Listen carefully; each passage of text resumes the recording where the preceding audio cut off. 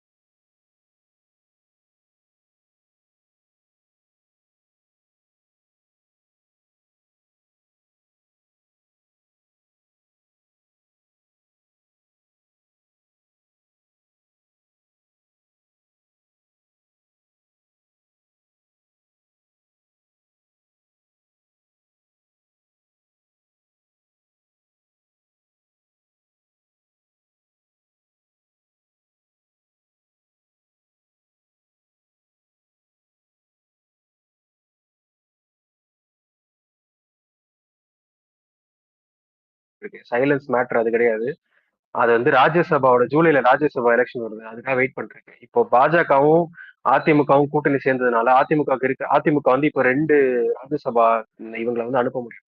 பாஜக இருக்க எம்எல்ஏவும் சேர்ந்துச்சுன்னா 3 அனுப்ப முடியும். பாஜகவும் இவங்களும் சேரல அப்படின்னா இவங்களால 2 மட்டும் தான் அனுப்ப முடியும். பாஜகவையும் அனுப்ப முடியாது. ஒருத்தர் கூட அனுப்ப முடியாதுங்கிற மாதிரி. சரி, இவங்க எல்லாரோட எம்எல்ஏஸும் சேர்ந்து இருந்துச்சுன்னா ஒரு ஒரு ராஜ்யசபா சீட் எக்ஸ்ட்ரா வரும். இந்த கூட்டணிக்கு அதுவும் ஒரு முக்கியமான காரணம். பாஜகவுக்கு இந்த கூட்டணி அமையணுங்கிறதுல முக்கியமான காரணம் 2026 தாண்டி ராஜ்யசபா ஒரு சீட் அவங்களுக்கு எக்ஸ்ட்ரா வருதுங்கிறதும் சேர்ந்து இருக்கு. இப்ப இந்த ராஜ்யசபா சீட்ல வந்து யார் அனுப்புறது அப்படின்னு இப்ப பாமகல இருந்து அனுப்புறதா இல்ல தேமுதிக இருந்து அனுப்புறதுங்கிற டாக்ஸ் அங்க போயிட்டு இருக்கு. இவங்க ரெண்டுமே சைலண்டா இருக்கிறது காரணம் என்னன்னா வந்து ஜூலைல வர ராஜ்யசபா எலெக்ஷன் தான். அதுல வந்து அன்புமணிக்கு ராஜ்யசபால திரும்ப கொடுத்துட்டாலோ அல்லது வந்து தேமுதிக இருந்து யாராவது ஒருத்தர் போட்டாலோ அந்த அந்த கூட்டணி அப்படியே இந்திய கூட்டணிக்கு போயிடும். அந்த கட்சி அப்படியே இந்திய கூட்டணிக்கு போயிடும். ஸோ ஜூலை வரைக்கும் பாமக சைலண்டா தான் இருக்கும். இந்த இப்ப நேற்று நடந்த அந்த அமித்ஷா மீட்டிங்ல கூட பங்கேற்கிறது காரணம் தான். ஃபிக்ஸ் ஆகுற வரைக்கும் கன்ஃபார்ம் ஆகிற வரைக்கும் நான் வந்து கன்ஃபார்ம் பண்ண மாட்டேன், கூட்டணி இதை கன்ஃபார்ம் பண்ண மாட்டேன் அப்படின்றான். இப்ப நேற்று கூட்டணிக்கு அவசர அவசரமா போயிட்டு நானும் இந்தியாவில் இருக்கேன்னு கை தூக்கிட்டு நின்றுட்டான்.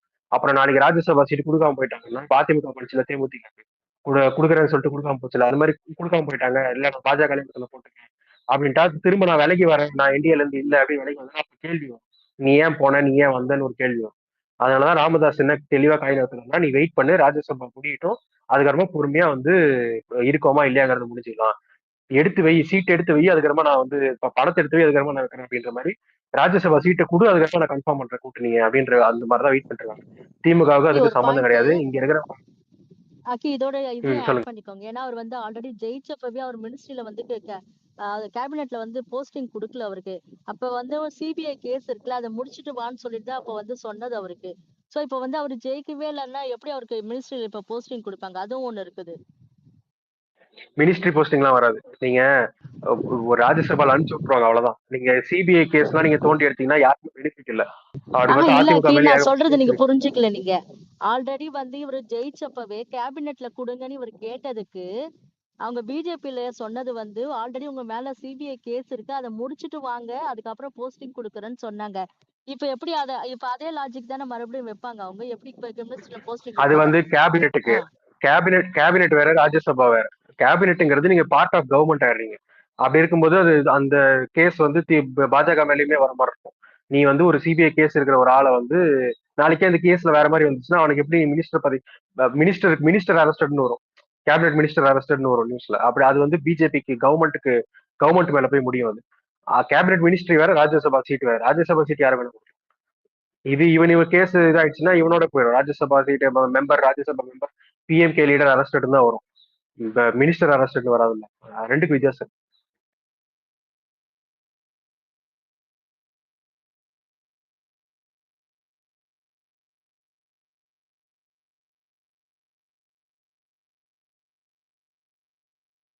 இருந்தாலும் என்ன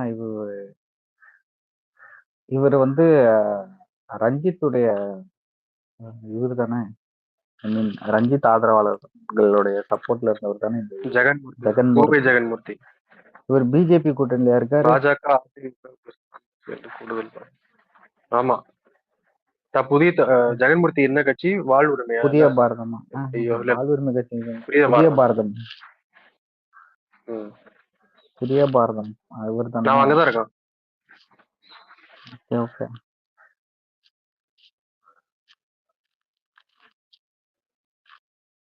இதெல்லாம் ப்ளூ பென் கண்கள்ல படாதா? பிஜேபியோட ஏன் கூட்டணி எங்க அண்ணன்டா அவர்கிட்ட போயிடுது. கூட்டணி வச்சதை கூட விடுங்க, கூட்டணி வச்சதை கூட விடுங்க. ஒரு சீட்டு கூட தரல அவனுக்கு. போன இந்த எம்பி தேர்தல்ல அவன் வந்து புலம்பிட்டு இருந்தான், தலித்துக்கு ரெப்ரசன்டேஷன் இல்லையான்னு. அங்க கேட்க மாட்டாங்க, திமுக மட்டும் அங்க கூட்டணியில உட்கார்ந்துகிட்டு திமுக தலித்துகளுக்கு இடம் கொடுக்க. இல்ல கொடுக்குற திருவள்ளூர் கேட்டும் போதுதான் வந்து சவுக்கு மச்சான் நிக்கிறாரு, அந்த ஆதரவுலாம். அப்ப அந்த லாபி பண்ணி தானே அவருக்கு இல்ல பரவாயில்ல நீங்க அட்ஜஸ்ட் பண்ணிக்கோங்கன்னு சவுக்கு மூலியமா தானே அவர் தூது போச்சு. ஆமா ஆமா, தெய்வ மச்சானை காப்பாத்தினாங்க அவங்க. ஆமா, நின்னா டஃப் ஆயிடும் அப்படின்றதுனால தானே அவருக்கு கொடுக்காம வேற ஒருத்தருக்கு கொடுத்தாங்க அங்க. ஆமா, அதுல முறைச்சவர் தான் வந்து ஆம்ஸ்டாங். அதான் வந்து தெய்வ மச்சான் பிளான்.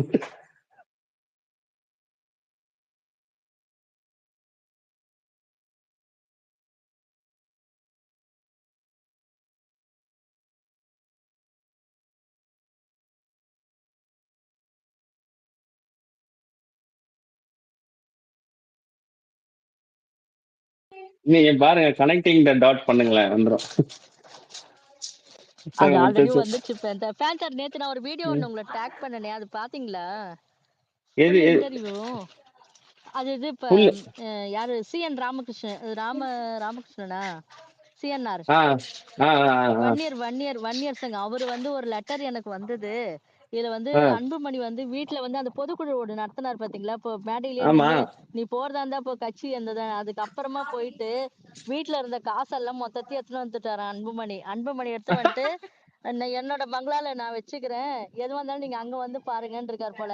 இதுல வந்து அவங்க சாமி அன்புமணி வந்து சரியான சண்டையா, மாமியார் பார்க்காம அவங்கள வாட்டர் பாட்டிலே அடிச்சிருக்கிறாங்களா, அவங்க மூஞ்சிலாம் வீங்கி போயிருக்கு போல. அது வந்து பெரிய ஐயாவையும் வந்து நல்லா திட்டிருக்காரு போல. திட்டிட்டு நீ வந்து முகுந்தனை நீ வந்து முதல்ல அவனை மட்டும் பதவி விட்டு தூக்கு, இல்லைன்னா அவன் உயிருக்கு உத்தரவாதம் இல்லைன்ட்டு கொலை மிரட்டெல்லாம் விட்டுருக்காரு அவரு. ஃபுல் இன்டர்வியூல அவர் அதான் சொல்றாரு. என்கிட்ட எப்படி வீட்டுல நடந்தது, ஏன்னா இருந்த ஆளுங்க எல்லாரையும் அமிச்சிட்டாங்க, வீட்டுல வேலை செஞ்சவங்க எல்லாரையும் அமிச்சிட்டு சென்னையா போய் இவ்வளவு ரகலை பண்ணிட்டு வந்திருக்காரு அவரு. அப்பா நம்ம அவனுக்கு சேர்ந்து எத்தனை வேலையை பார்த்திருப்பாங்க. இது சிஎன்ஆர் சொல்லிட்டு அந்த வன்னியர் சங்கத்தை மேல போட்டு விடுங்க, மேல போட்டு விடுங்களேன். போடுறேன். யாராச்சும் பிளே பண்ண முடிஞ்சா பண்ணி விடுங்க, ஹக்கி எல்லாரும் கேக்குது, நல்லா இருக்கும். எவ்வளவு நிமிஷம் பிளே பண்றேன். நான் வேற ஒண்ணு பிளே பண்ண வச்சிருந்தேன் நேத்து. டெய்லி ரோஸ்ட்ல ஏலியன் டிவிக்கு போட்டு கிழிச்சது பயங்கரமா இருந்துச்சு. யாராவது பாத்துங்க தெரியல. நேத்து எபிசோட் பாத்தீங்களா? டெய்லி ரோஸ்ட் அவங்களும் கிழிச்சிருந்தாங்க, யூடியூப் ரூட்டர்ஸும் கிழிச்சிருந்தாங்க. யூடியூப் ரூட்டர்ஸ் எப்பவுமே ரோஸ்ட் தான் பண்ணுவாங்க. தற்கொலையா இருக்கிறாருன்ட்டாரு. ஏகப்பட்ட வார்த்தைங்க இந்த தண்ட கருமாந்திரம் என்னென்னமோ வந்து வார்த்தை. எனக்கு சிரிச்சுட்டே இருந்தேன் 2 வாட்டி கேட்டேன் அந்த போர்ஷன். TVK portion. ஏலியன் பயங்கர கடுப்பு வந்துருவாரு போட்டுருக்கு. அந்த அறிக்கையை அக்கி அது ஏன்டா மேல டேய் இவன்லாம் டேக் பண்ணிருக்கேன் பாருங்களேன். மேல போஸ்ட் பண்ணிருக்கேன் அந்த இது வீடியோ. ஒரு 2 மினிட்ஸ் இருங்க இருங்க. அது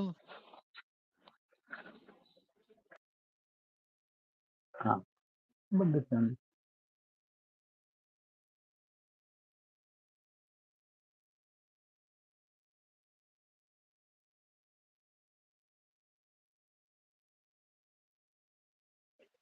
பாத்திரம் கழுவணும் பத்தாதான் பாத்திரம் கழுவணும் சிங்கியும் கழுவணுமா? என்னங்க பண்றதா நீங்க? இருந்தா ச்சே. ஒழுங்கா ஒரு எல்லா வேலையும் முடிச்சிட்டு வாங்க பேந்தர். ஆமா கரெக்ட் தானே. பாத்திரம் வேணா சிங்கி தான் கழுவணும். வேற என்ன பண்ணணும்?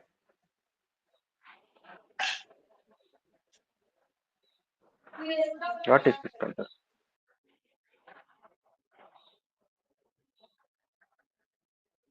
என்னாச்சு?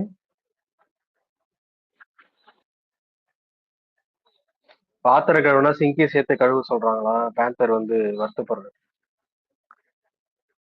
அக்கி நேத்து தான் ஒரு மலையாள படம் பாத்திரம் ஒண்ணு கழுவுறதே பெருசு, பார்த்தேன். இல்ல சிங்க் வேற கழுவணுமா? வருத்தப்படுறது. நேத்து ஒரு மலையாள படம் ஒண்ணு பார்த்தேன். அது வந்து ஆண்களுக்காகவே எடுத்த மாதிரி இருந்தது. என்ன படம் அது? இருங்க இருங்க அதை ப்ளே பண்ணி இருங்க அதை ப்ளே பண்ணிடுறேன். கேக்குதான்னு பாருங்க. 10-20 நாட்களுக்கு முன்னாடி எல்லாரும் ஒண்ணா சேர்ந்து எல்லாரையும் ஊர்ல வாட்ச்மேன் வெளியில இருந்த நாயை கூட தொத்தி விட்டாங்க. ரோடு தொத்தி விட்டுட்டு உள்ள ஒரே சத்தம் அழுகை குரல். ஆமா, அன்புமணி போயிட்டு அங்க இருக்கிற பணத்தெல்லாம் ஒரு வச்சிருந்ததெல்லாம் எழுத மாட்டாங்க. அன்புமணி போகும்போதெல்லாம் சண்டை. கைலாபுரம் தோட்டத்துல மட்டும் சண்டை எல்லாம் இதுக்கு முன்னாடி சமய சமூக நல்லிணக்கம் நடந்தது. அதுலயும் சண்டை தான். இவர் கூப்பிடவே இல்லை. அவர் போய் அங்க உட்காந்துக்கிட்டு அவங்க போய் பண்ணிட்டு இவரு ரூமுக்கு அன்புமணி இருந்தாரு. அவருக்கு உடம்பு கொஞ்சம் சரியில்லாம போயிடுது. எம்எல்ஏ ராகுல் கேட்டுட்டாரு, நான் பக்கத்துல சின்ன சொல்லணுமே அப்படின்னு. அதெல்லாம் அவங்ககிட்ட எல்லாம் சொல்ல வேணாம், எனக்கு கூட்டணும் அப்படின்னு சொல்லிட்டு அந்த சௌமியா வந்து நான் ஏற்கனவே சொல்லி இருக்கிறேன். அது வந்து ராமதாஸ் வந்து சரஸ்வதியில ரெண்டு மாதம் அந்த மாதிரி எல்லாம் சண்டை எல்லாம் நீங்க சொல்றதுக்கு உண்மையிலே இதெல்லாம் நடந்துச்சா சார்? உண்மையை நடக்கிறதானே நம்ம சொல்றோம். இதை பாருங்க, எனக்கு ஒரு கடிதம் இன்றைக்கு நடந்த அனைத்தும் இதுல சொல்லி இருக்காங்க. முகுந்தனுக்கு ஆதரவாக பேசிய அம்மாவை சரஸ்வதி முகத்தில் தண்ணீர் பாட்டிலால் முகம் வீங்கும் அளவிற்கு குத்தி உள்ளார். தடுக்க வந்த அக்காவை அடித்துள்ளார். பரசுராமனுடன் முள்ளு கட்டி முகுந்தன் ராஜினாமா செய்ய விட்டால் முடித்து விடுவேன் என்று கொலை மிரட்டல் விடுத்து வன்முறை வெறியாட்டம் ஆடியதாக ராமன் புலம்பிக் கொண்டு முகுந்தன் ராஜினாமா செய்யாவிட்டால் கொலை செய்யப்படுவார். பாமகவை ராமதாசிடமிருந்து பறிக்க சூழ்ச்சியா ராமதாசின் உயிருக்கு அன்புமணியால் ராமதாஸ் உயிருக்கு ஆபத்துன்னு உங்களுக்கே வரணும். எந்த கூலிப்படை யாருக்கிட்ட ஜெயிக்குன்னு தெரியாது. அன்புமணி அனுப்புற கூலிப்படைத்தை பிடிப்பாங்களா ராமதாஸ்? இல்ல ராமதாஸ் அனுப்புற கூலிப்படை அன்புமணி அடிப்பாங்களான்னு தெரியல.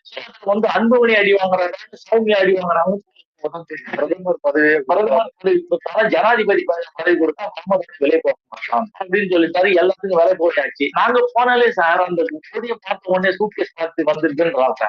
எவ்வளவு மானக்கேடா இருக்குது. ராமதாஸை ஓய்வெடுக்க சொல்லி மிரட்டி வரும் அன்புமணி அந்நியர் சங்க தலைவர் கூட்ட அருள்மொழியை அச்சுறுத்தி தைலாவரம் தோட்டத்திலிருந்து வலுக்கட்டாயமாக வெளியேற்றி ராமதாசிடம் கடும் வாக்குவாதம் செய்து செத்துப்போய் என கூறியதுடன் உதவியாளர்களை கன்னத்தில் தாக்கி காதில் ரத்தம் வழிந்தது. அவ்வளவு வைலண்டா கேட்டுச்சா? அந்த வன்னியர் ஃபுல் சங்க வீடியோ வந்துருச்சா இல்ல? இல்ல ஃபுல் மட்டும்தான். வீடியோ இந்த இருக்கு மேட்ரு அக்கி. அதுல கீழ இந்த லிங்க் மேட்ரு இருக்கும் பாருங்க. இந்த மேட்ரு ஆல்ரெடி வந்து இந்த யாரோ ஒரு வீடியோல காடு வெட்டி அவங்க பையனா யாருன்னு தெரியல. ஆல்ரெடி அன்புமணி ராமதாஸ் மருமகன். மருமகன் கொலை மிரட்டல் விட்டதால். ஆமா ஆமா. என்னங்க இப்படியா? நல்லா இருக்கு. நல்லாதாங்க இருக்கு. ஊர்ல இருக்கிறவன் குடும்பத்துல எல்லாம் உள்ள போட்டு அடுத்த எவனை கல்யாணம் பண்ணான் அவனை இழுத்து இப்ப நின்று ஜாதி வரி துண்டி சொந்த குடும்பத்தினால பலியாகிறது. ஐயா இப்ப சாப்பிடும்போது கொஞ்சம் பார்த்து சாப்பிடணும் போல இருக்கு. பேந்தர் நீங்க அந்த ஒரு படம் ஒண்ணு சொன்னீங்க. இல்ல ஐயா பெருசு சாப்பிடுறதுக்கு முன்னாடி யாராவது சாப்பிட வச்சுதான் சாப்பிடுறாராம். பெருசு படம் சொன்னீங்க. இந்த மாதிரி கதையாயிட போகுது. அது அடல்ட்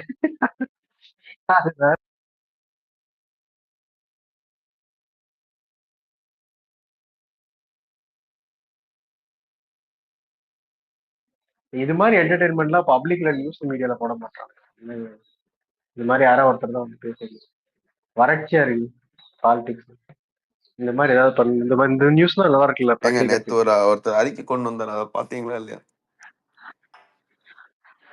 அதை பத்தி ஞாபகப்படுத்தாத. அதுல ஒண்ணு இல்ல சபா, கீழே போட்டுருங்க. எனக்கு என்னன்னா, பாஜகவும் அதிமுகவும் கூட்டணி 8 முறை திமுகவை திட்டிருக்கான். டேய் என்னடா?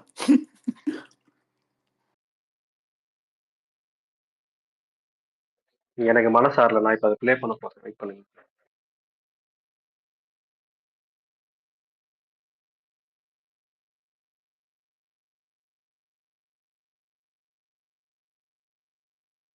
அக்கி, அண்ணாமலை பாச கண்ணீருடன் விடைபெற்ற அந்த வீடியோ வேணா போடியா? அதெல்லாம் போட முடியாது. அவன் என்னமோ பண்ணிட்டு போட்டான். அவன் செருப்பு போட்டு அவன் பாச கண்ணீரோட வெளியே வரும். இவனுங்க பிஜிஎம் போட்டு ஏதாவது பண்ணிட்டு போனாங்க செருக்கு மாதிரி. ஆனா இவனுங்களே சொல்லிட்டானுங்களே, அண்ணாமலை பாஜக நாங்க வேலை செய்ய மாட்டோம் அப்படின்னு. எவனையும் அவனுக்காக ஓட்டு கேட்க போறது இல்ல. அதான் நமக்குதான் எப்படியும் ஜெயிக்க மாட்டான், எதுக்கு இவனுக்காக? அதான் எப்படியும் ஜெயிக்க மாட்டான், எதுக்கு இவனுக்காக ஓட்டு போடணும் அப்படின்ட்டு ஏதோ பெரிய பதவி கொடுப்பான்னு ஓட்டு பொதுக்குழு உறுப்பினரா சேர்த்து விட்டுருக்காங்க. இருக்கிற எல்லாம் அள்ளு சில்லு இங்க இருக்கவே விளங்காது எல்லாம் இங்கதான். எச்ராஜெல்லாம் அதுலதான் உட்கார்ந்துருக்கான். எச்ராஜா, வினோத் பி செல்வம் எல்லாம் இருக்கேன். அதுல கொண்டு ஒரே கூட்டத்தோட கூட தான் சேர்த்து விட்டுருக்காங்க. ஏதோ பெரிய பதவிக்கு போறாரு, பெரிய பதவிக்கு போறாருனாங்க. இதான் பெரிய பதவியா?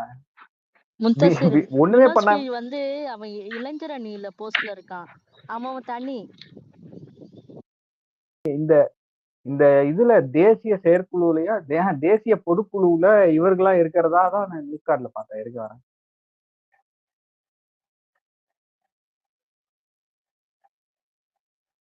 அண்ணாமலை வந்து அந்த வினோஜ வந்து அவன் ஓரம் கட்டினதே வந்து அவன் இளைஞர் அணி போஸ்ட்ல இருக்கான். அவன் ஃபுல்லா ஆல் இண்டியா ஃபுல்லா அவன் கனெக்ட் ஆகுவான். அதனாலதான் அவன் ஓரம் கட்ட ஆரம்பிச்சதே அண்ணாமலை.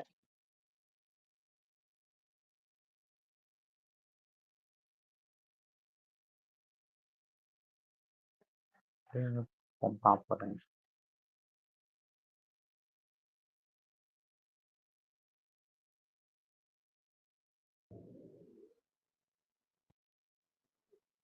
கேக்குதா? ஹலோ. கேக்குது. ஓகே.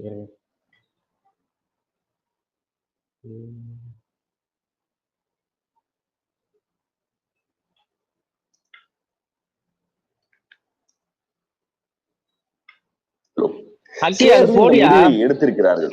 ஆனா இதுல நடந்த ஒரே ஒரு நல்ல விஷயம், இதுங்க போற லாரி போற வேகத்துல ஒரு புறம்போக்க முடிச்சு விட்டு போயிட்டாங்க. ஆமா, தாவேகாங்கிற நேத்தே சொன்ன பாத்தீங்களா, நாளையிலிருந்து எடப்பாடி பழனிசாமியே கொதற ஆரம்பிப்பாங்க. இன்றைக்கு ஒரு அறிக்கை விஜய் பேர்ல வந்து மனுஷனுக்கு தெரியுமா தெரியாதா, அது அந்த ஆள் எங்க ஷூட்டிங்ல இருக்காருன்னு தெரியல. ஆனா அவர் பேர்ல ஒரு அறிக்கையை எழுதி வெளியிடுறாங்க. இந்த அறிக்கையுடைய நோக்கம் என்னன்னா, பாஜக அதிமுக கூட்டணி வைத்திருக்கிறது. இந்த கூட்டணியை கண்டித்து, அதாவது பிளவுவாத சக்தி பாஜக அவர்களை மீண்டும் தமிழ்நாட்டு அரசியலுக்குள் கூட்டி வருவது அதிமுக. இதை கண்டிச்சு ஒரு அறிக்கை. இந்த அறிக்கையில திமுக என்கிற பெயர், கட்சியுடைய பெயர் 8 முறை வருகிறது. பாஜக என்கிற கட்சியுடைய பெயர் 7 முறை வருது. அதிமுக என்கிற கட்சியின் பெயர் 1 முறை வருகிறது. இப்படி ஒரு அறிக்கையை ரெடி பண்ணி வழக்கம் போல வந்து திமுகவும் பாஜகவும் கள்ள கூட்டணியில் இருக்கின்றன, பாஜகவும் அதிமுகவும் நேரடியான கூட்டணியில் இருக்கின்றன. இவங்க 2 பேர்த்தையும் புறக்கணிச்சிருங்க. நாம நினைச்சதுதான் அப்படியே நடந்து போச்சு. நீ என்ன நினைச்ச? நீ முதல்ல என்ன சொன்ன? கதவு திறப்பாங்க உள்ள போலாம் அப்படின்னு நினைச்சேன். சாத்தி போற விட்டு புறமண்டையில அடிச்சு விட்டாங்க. எடப்பாடிய கரும்பு காட்டுக்கு ட்வீட் பண்ண மாதிரி ட்வீட் பண்ணிட்டாங்க வந்து அமித்ஷா. அது நாட்டுல எது நடந்தாலும் திமுகவை சுவைப்பதுதான் அரசியல் அப்படின்னு ஒரு நெட்டக்காலன் நம்புறான். அவன் சொல்றதையெல்லாம் கேட்டுட்டு இந்த தவுட்டு தற்குறியான விஜய் வந்து தன் பேர்ல அறிக்கை வருவதற்கு தொடர்ச்சியாக அனுமதிப்பதுங்கிறது என்ன ஆகும்னா, ஒரு கட்டத்துக்கு மேல இவன் கோமாளி. இவன் வந்து சின்னத்தம்பி படத்துல ஒரு பைத்தியம் இருக்கும், கல்யாணம் எனக்கு கல்யாணம். நீங்க கூப்பிட்டு என்ன கேட்டீங்கன்னாலும் அது வந்து எனக்கு கல்யாணம்ங்கிறது மட்டும்தான் சொல்லும். ஏன்னா அதுக்கு அது ஒண்ணுதான் தெரியும். அது மாதிரி வந்து திமுக ஒழிக. ஏன்னா அதிமுகவும் பாஜகவும் கூட்டணி வச்சிருக்குது, எதுக்கு பிரிஞ்சா இப்ப எதுக்கு சேர்ற, இந்த கொள்கை எதையே நீ கூட்டிட்டு வரையா, நான் உன்னை சும்மா விட மாட்டேன்னு ஒரு அறிக்கை விடுறதுல என்ன அதுல என்ன குறைஞ்சு போச்சு? நீ திமுகவை தான் நாளும் பொழுதும் திட்டிட்டு இருக்கியே, 365 நாள் திமுகவை தான் எதிர்க்கிற. நேற்றைக்கு நடந்த சம்பவம் ஒரு அரசியல் நிகழ்வு, சம்பந்தம் இல்லாத ஒரு நிகழ்வு. இந்த விஷயத்துல நீ பாஜகவை அடிக்கணும், அதிமுக சாப் கார்னர் இருக்குன்னா கூட தொலைஞ்சு போகுது, பாஜக அடிக்கணும், அதை அடிச்சு தொலைஞ்சிட்டு போக வேண்டியதானே. இதில் 8 முறை திமுக பேரை சொல்லி சுழிச்சு வைக்கிறேன்னா உன்னை வந்து கடைசியில சின்ன தம்பியில வர பைத்தியக்கார மாதிரி தான் டீல் பண்ணுவாங்களே தவிர வேற என்னன்னு பாப்பாங்க. அது வந்து அதிமுக கூட்டணிக்கு அவர் ஒரு பேர் வச்சிருக்காரு, பிளவுவாத சக்திகளுக்கு சாமரம் வீசி 3 முறை நிராகரிக்கப்பட்ட நிர்பந்த கூட்டணி. அதாவது பாஜக அதிமுக கூட்டணி இதுக்கு வந்து நிராகரி பாப்பு அப்படின்னுல வசூல் ராஜாலே அதுல கமல் சொல்ல, அது மாதிரி நிராகரிக்கப்பட்ட நிர்பந்த கூட்டணியாக இருக்கிறது. இவங்களை எல்லாம் ஒதுக்கிட்டு நம்மளதான் கொண்டு வந்து உட்கார வைப்பாங்க. 114 கேக்குறீங்க. அந்த கடைசி வரி, அந்த அறிக்கையுடைய கடைசி வரிகள் அப்படியே படிக்கிறேன், உங்களுக்கு ஏதாவது புரியுதான்னு பாருங்க. அதே நேரம் நம்மை உரிய இடத்தை நோக்கி அழைத்து சென்று உயரிய மக்களாட்சி அங்கீகாரத்தை வழங்கப் போவது என்பதையும் உறுதியாக தெரிவித்துக் கொள்கிறேன். இந்த 2 வரிக்கு என்ன பொருள்னு எனக்கு புரியல. ஏதோ ஒரு வார்த்தையை விட்டானுங்களா, என்ன எழுதி கொடுக்குறானுங்களே தெரியல. இப்படி ஒரு தமிழே தெரியாத தற்குறிகள், அரசியல்னே என்னன்னே தெரியாத தண்டத்தவிட்டு புன்னகைகள் எல்லாம் வைத்துக் கொண்டு அதிமுகவை முடிச்சுக்கலாம். நீ வந்து திமுக எதிர்க்கிறது கூட ஒரு சினிமா நடிகனுக்கு அதுதான் டிஃபால்ட், வந்து நிக்க வேண்டிய இடம் அதுதான். அதுல ஒன்னும் பெரிய ஆச்சரியம் இல்லை. அதிமுக மாதிரியான ஒரு கட்சியை நான் சிம்பிளா முடிச்சு விட்டுற போறேன் அப்படின்ட்டு நீ வந்து நிக்கிற. ஆனா அதுக்கு நீ கூட வச்சிருக்கிற ஆளுகளையும் நீ கொடுக்குற அறிக்கைகளையும் பார்த்தா எதுல சிரிக்கிறதுனே தெரியாத மாதிரிதான் இருக்கு. பொதுவா தமிழ்நாட்டுல 2 கட்சிகளும் வேணாம், புதுசா யாரையாவது திம்போன்னு நினைக்கக்கூடிய ஒரு செக்டார் ஃப்ளோட்டிங்ல எப்பவுமே இருந்துட்டு தான் இருக்கும். இதத்தான் வந்து சினிமாவில இருந்து அரசியல் ஆசையோடு வரக்கூடிய எவனுமே குறிவைப்பான். குறைந்தபட்சம் அதையாவது நேர்மையா விஜயகாந்த் மாதிரி திமுக அதிமுக கழகங்கள் இல்லாத தமிழகத்தை உருவாக்குவதுன்னு சொல்லக்கூடிய வலுவோ தைரியமோ கூட உங்களுக்கு இல்ல. நீங்க வந்து வரும் கட்சி ஆரம்பிச்சதுல இருந்தே நான் அதிமுகவை டச் பண்ண மாட்டேன். ஏன் டச் பண்ண மாட்டேன்? அவங்க என்னை கூட்டணிக்கு கூப்பிடுவாங்க, அதுக்கு வந்து ஒரு புரோக்கர் வச்சிருக்கேன், டீல் பேசிட்டு இருக்கான், அந்த கட்சியில இருந்தே ஒருத்தனை கூட்டு வச்சிருக்கேன், இவங்களுக்கு எல்லாம் பேச்சுவார்த்தை நடத்துறதுக்கு ஆள் இருக்கு, நாங்க வந்து திரைமறைவுல கூட்டணி பேச்சுவார்த்தை நடத்தி 117 அப்படின்னு ஆரம்பிப்போம். எப்போ 80-90 வந்து நிப்பாங்க, குறைஞ்சதுக்கு 60க்கு வந்தாலும் நம்ம எதிர்கட்சி ஆகும் அப்படிங்கிற மாதிரி ஒரு கணக்கை போட்டுதான் நீங்க இந்த வேலையெல்லாம் பண்றீங்க. கட்சின்னு ஆரம்பிச்சு எலெக்ஷன் சந்திக்கும் போதே நீங்க கூட்டணிக்கு தேவைடு காப்பதுதான் எங்களுடைய தலையாய பணி அப்படின்னு செஞ்சா அப்புறம்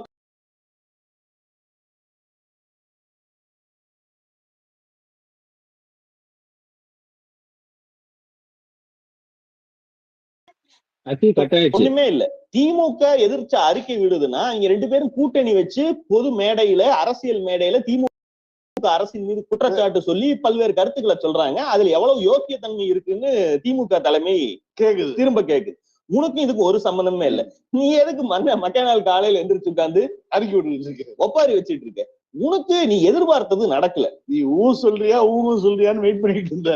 நீங்க எந்த அளவுக்கு போனாங்கன்னா வட இந்தியாவில இருந்து வர்ற தேர்தல் வியூக வகுப்பாளரான பிரசாந்த் கிஷோரை தந்தி டிவிக்கு அனுப்பி பாஜகவும் அதிமுகவும் கூட்டணி வச்சதுன்னா அது மொத்தமா நாசமா போயிரும், அது வந்து 1+1 -2ல போயிரும், அது மட்டும் நடந்தா நாசமா போயிரும் அந்த கட்சிங்க அப்படின்னு சொல்ல வச்சது. எதுக்காகன்னா அப்படி வச்சாங்கன்னா இவங்களுக்கு கூட்டணிக்கு அதிமுக வராது, இருக்கிறதுலயே அதிமுகவுக்கு பெட்டரான ஆப்ஷன் எவ்வளவு சீட் அதிகம் கேட்டாலும் அது தாவேக்காதான் அப்படின்னு நேரேட்டிவ செட் பண்ணி அந்த வழியில கூட்டிட்டு போலாம்.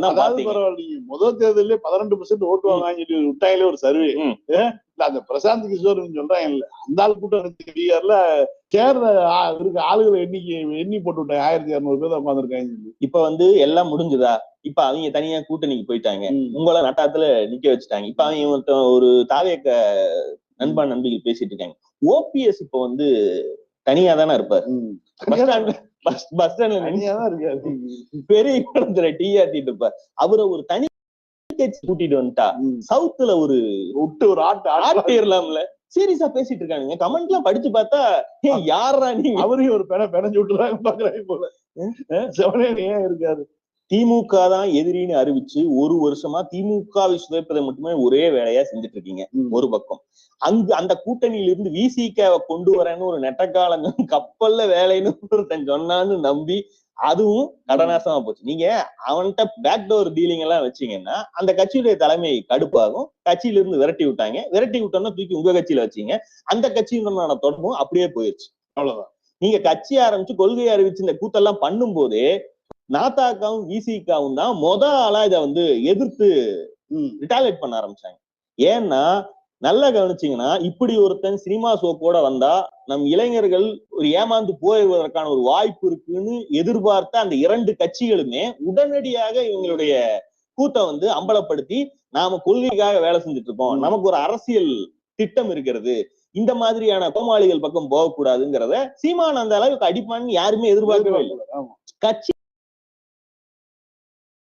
கொள்கை தலைவர் தான் கொள்கை விளக்கம், எங்களுக்கு எதிரி இவர், கொள்கை எதிரி இவர், அரசியல் எதிரி இவர்னு இவர் அறிவிச்சதுக்கு பிறகுதான் இந்த 2 கட்சிகளும் அடிக்காங்க. அவங்க அடிப்பதற்கான காரணம் என்னன்னா, இது மாதிரியான வேஷம் போட்டு வரக்கூடிய ஆட்களால் நம்முடைய இளைஞர்கள் ஒரு கணிசமானவர்கள் சென்று விடுவதற்கான ஆபத்து இருக்கிறது. இவங்க கோமாளிகள், தற்கூலிகள் என்பதை முதல்லயே நம்ம போர்டு போட்டு காட்டிடணும் அப்படின்னா அவங்க தெளிவா அந்த வேலையை பார்த்தாங்க. இன்னைக்கு சீமான் தெளிவா விஜயை ஒரு தற்கூறினும், தமிழ் தேசியம் என்கிற அந்த குடிதேசியத்துக்கும் இந்தால் விஜய் பேசிக் கொண்டிருக்கக்கூடிய அரசியலுக்கும் கொஞ்சம் கூட சம்பந்தம் இல்லை. பெரியாரை ஏத்துக்கிட்டதை வச்சே கேன்சல் பண்ணி அதுக்கப்புறம் தான் பெரியார் அடிக்கிறது. பெரியார் கூட வச்சிருக்கான்னா அவன் தமிழ் தேசியவாதியா இல்லை அப்படின்னு தம்பிகள் காதுல கரெக்டா செஞ்சு விட்டு அவன் தன்னுடைய பேக்க காப்பாத்திக்கிறதுக்கான வேலையை. விசிகா மீதான இவர்களுடைய ஆசை வந்து ஆதவ இழுத்து பின்வாசல்ல டீலிங் பேசின போதே அது முடிஞ்சு போச்சு. அதற்கு பிறகு இவர்கள் ஆசைப்பட்டது அத்தனையும் அதிமுக வரும், அள்ளி அள்ளி கொடுக்கும் சீட்டு அப்படின்னு நம்பிட்டு இருந்தாங்க. அதுவும் நேற்றைக்கு ஒரு லோடு மண் எடுத்து எவ்வளவு உயரமா இருந்தாலும் பரவாயில்ல, அதுக்கு மேல நான் கிரேன் வச்சு மண்டையில கொண்டேன் அப்படின்னு எடப்பாடி முடிச்சு விட்டார். இனி எந்த குளத்தில் நீங்கள் நீர் எடுப்பீர்கள்?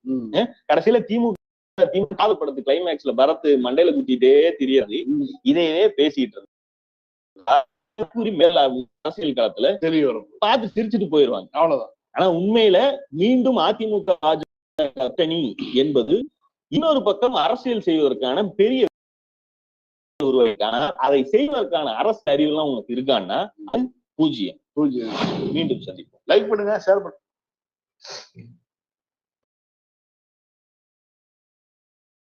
ஒரு வருட தாவேகா பயணத்தை 10 நிமிடத்தில் முடித்து விட்டார்.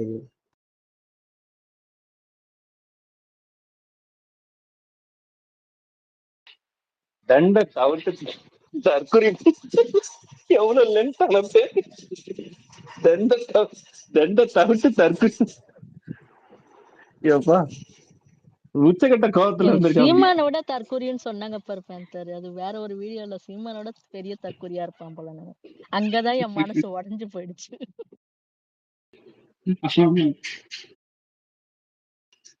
இல்லங்க, சீமானுக்கு கூட கொஞ்சம் கூறு இருக்கு. அந்த டெமோக்ராக்கா வந்து அந்த இளைஞர்களுக்கு கண்டென்ட் கொடுக்குற மாதிரி அவன் கட்சியில இருக்கிறவனுக்கு ஏதாவது 2 கண்டென்ட் புரியுற மாதிரி 2 பொய்யாவது சேர்த்து சொல்லிட்டு போயிடுவான்.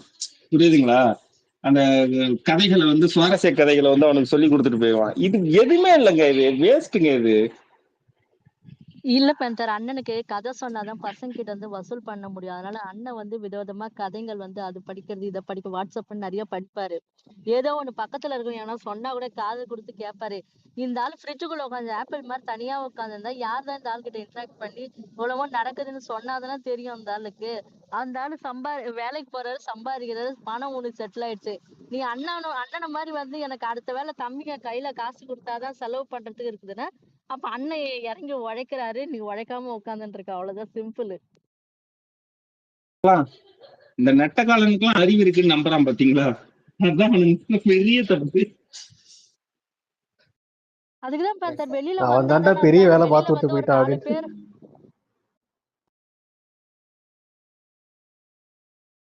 இல்ல இப்போ பிரசாந்த் கிஷோர் வேற கூட்டு வந்திருக்கான்.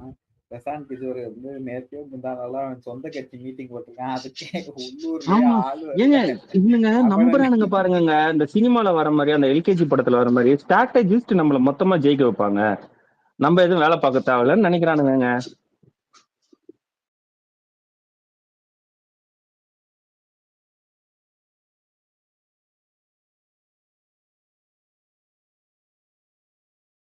எங்க எல்கேஜி படத்தை ரெஃபரன்ஸ் இருக்காதீங்க. அந்த ஆளு கவுன்சிலா வராது இருந்தாங்க. அவன்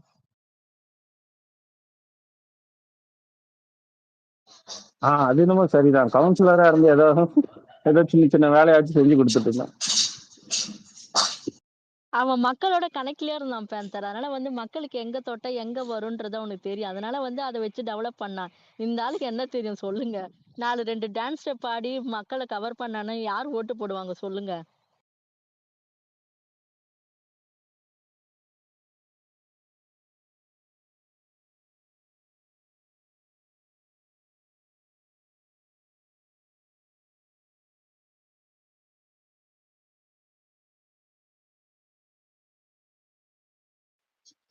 ஐ எங்க கணேஷ் அண்ணா வந்துட்டாரு. கணேஷ் வாங்க. இன்னைக்கு என்ன கதைன்னு கேட்போம். கணேஷ் வச்சுக்கோ. கணேஷ் ஸ்டார்ட்.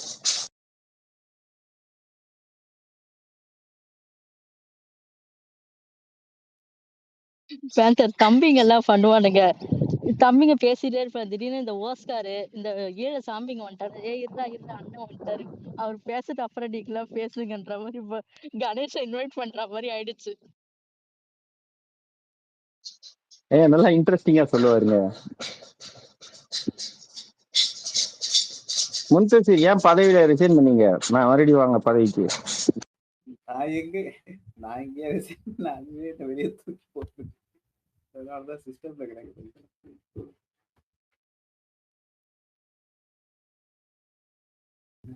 எனக்கு தெரிஞ்சு இன்னும் கொஞ்ச நாள்ல இல்ல இப்போ இவனுக்கு ஆதவர்ஜனாக்கு போறதுக்கு வேற இடம் கிடையாது. எனக்கு தெரிஞ்சு இன்னும் கொஞ்ச நாள்ல சிடிஆர் கட்சி விட்டு வந்துடும் நினைக்கிறேன். நீங்க அதிமுக அலையன்ஸ் வரும்னு நினைச்சுதான் போயிருக்காங்க. ஓகே வேலை செய்யலாம் அப்படின்னு. அதுவும் இல்லன்னு தெரிஞ்ச உடனே இப்ப அங்க இருந்து இவனுக்கு வேஸ்ட் சிடிஆருக்கு. எனக்கு தெரிஞ்சு திரும்ப பாஜக போயிருவான்னு பாருவோம்.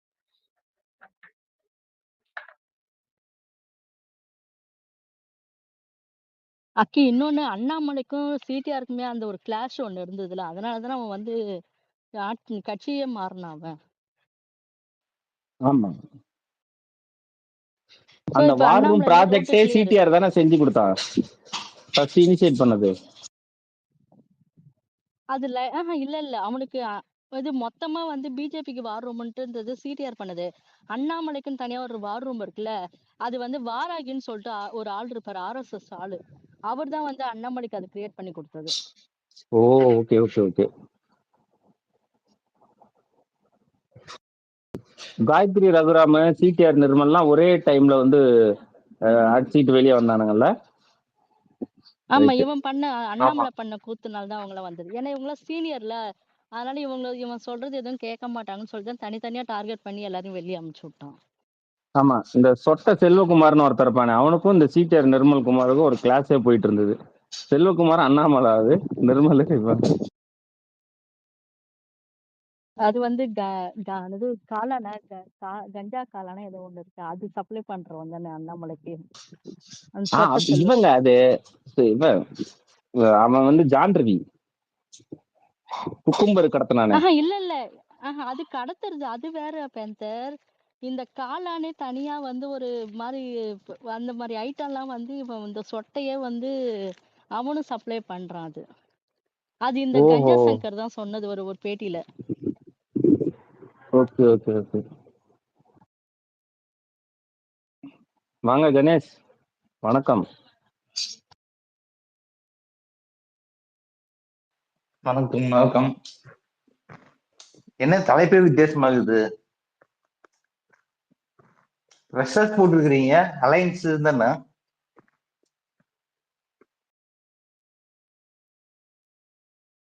பாத்தீங்களா இவ்வளவு நேரம் நீங்க உட்கார்ந்து இருந்தீங்க. இல்ல கரெக்ட். அதிமுக அலைன்ஸா இல்ல பிஜேபி அலைன்ஸா கன்ஃபியூஷன் இருக்கு. அவங்க 2 பேருக்கு படிச்சுட்டு இருக்காங்க. இது யார் அலைன்ஸ், இது ஏன் அலைன்ஸ் தான், இது ஏன் அலைன்ஸ் தான். அதனால 2 பேரும் அடிச்சுட்டோம் முடிவு போறோம். இது மருதையன் இன்டர்வியூ பாத்தீங்களா? நீட் தேர்வுக்கு வந்து புது ரூட் இருக்குன்னு சொல்லியிருந்தாரு.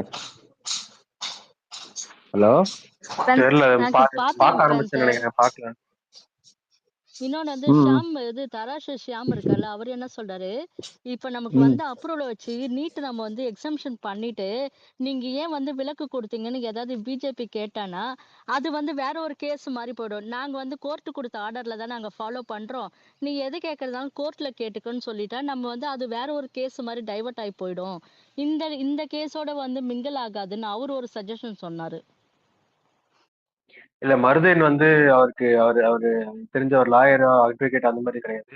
ஷாமு கொஞ்சம் சட்ட அறிவு இருக்கு. அவர் லாயரா இருந்தாரு. ஸோ அவருக்கு கொஞ்சம் இது கிளாரிட்டி இருக்கும். இந்த இந்த கவர்னர் ஜட்மெண்ட்லயே வந்து இப்ப என்னன்னா, இப்ப ஸ்டேட்டஸ் என்னன்னா வந்து ஆஹ் ஒரு பக்கம் யூனியன் மினிஸ்ட்ரி வந்து மேல்முறையீடு போறதாக ஒரு நியூஸ் வந்துட்டு இருக்கு. ஆனா அது அவங்க இன்னும் கன்ஃபார்ம் பண்ணல. இல்ல நாங்க அந்த மாதிரி எதுவும் இப்போதைக்கு எதுவும் முடிவு எடுக்கல மாதிரி ஒரு நியூஸ் இருக்கு. அவங்க போற மாதிரி ஒரு நியூஸ் இருக்கு. ஆனா 24ஆம் தேதிக்கு ஒரு மோஷன் அப்பீல் ஒண்ணு ஃபைல் ஆயிருக்கு. அது ஜட்மெண்ட் நம்ம வரலன்னு வெயிட் பண்றோம்ல, அப்லோட் ஆகலன்னு வெயிட் பண்றோம். அந்த மீன்வைல் வந்து 24ஆம் தேதிக்கு ஒரு மோஷன் பெட்டிஷன் இருக்கு. அது வந்து யார் போட்டிருக்கான்னு தெரியல. பட் என்ன கெஸ் பண்றாங்கன்னா பிரசிடென்ட் சைட்ல இருந்து போட்டிருப்பாங்க. ஏன்னா வந்து இதுல வந்து பிரசிடென்ட்டுக்கும் சேர்த்து வந்து டைம் ஃப்ரேம் கொடுக்குறாங்க இல்லையா. ஸோ அப்படி இருக்கும்போது அவங்க தரப்பு வாதத்தை, அவங்க தரப்பான சப்மிஷன் வந்து எதுவுமே கேட்காம நீங்க வந்து ஜட்மெண்ட்ல இருக்குங்கிறதுனால அவங்க வந்து தன்னுடைய கருத்தை வந்து பதிவு பண்றதுக்காகவும் இந்த ஜட்மெண்ட்ல மாடிஃபிகேஷன்ஸ் பண்ணும் அப்படிங்கிறதுக்காகவும் அந்த மோஷன் அப்பீல் கொடுத்துருக்க வாய்ப்பு இருக்கு அப்படின்னு ஒரு இது இருக்கு. ஸோ அவங்க என்ன பண்ணுவாங்கன்னா இந்த ஜட்மெண்ட்ல அந்த பிரசிடென்ட்டுக்கான அது உண்மையா இருக்கும் பட்சத்துல அந்த பிரசிடென்ட்டுக்கான டைம் ஃப்ரேம் அந்த அந்த ஸ்டேட் அந்த வரிகள்லாம் வந்து நீக்க சொல்லி ஒரு அப்பீல் போக வாய்ப்பு இருக்கு. இது ஒரு கெஸ் தான். ஆனா என்ன யார் போட்டிருக்கா இல்லை யார் ஃபைல் பண்ணியிருக்காங்கிறது தெரியல.